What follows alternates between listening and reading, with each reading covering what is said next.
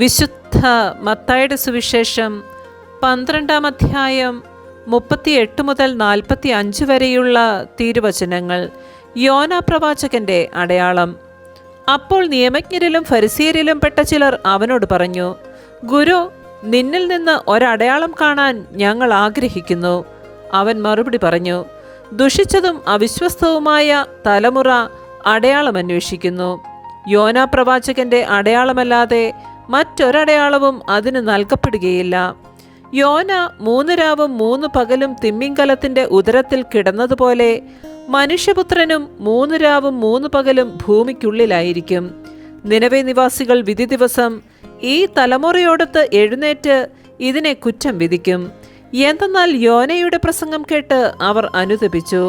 ഇതാ, ഇവിടെ യോനയേക്കാൾ വലിയവൻ.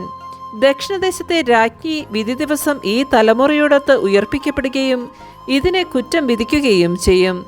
എന്തെന്നാൽ സോളമന്റെ വിജ്ഞാനം ശ്രവിക്കാൻ അവൾ ഭൂമിയുടെ അതിർത്തികളിൽ നിന്ന് വന്നെത്തി. ഇതാ, ഇവിടെ സോളമനേക്കാൾ വലിയവൻ. അശുദ്ധാത്മാവ് ഒരു മനുഷ്യനെ വിട്ടുപോകുമ്പോൾ അത് ആശ്വാസം തേടി വരണ്ട സ്ഥലങ്ങളിലൂടെ അലഞ്ഞു നടക്കുന്നു, എന്നാൽ കണ്ടെത്തുന്നില്ല.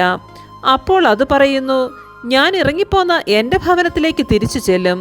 അത് മടങ്ങി വരുമ്പോൾ ആ സ്ഥലം ആളൊഴിഞ്ഞും അടിച്ചുവാരി സജ്ജീകരിക്കപ്പെട്ടും കാണുന്നു.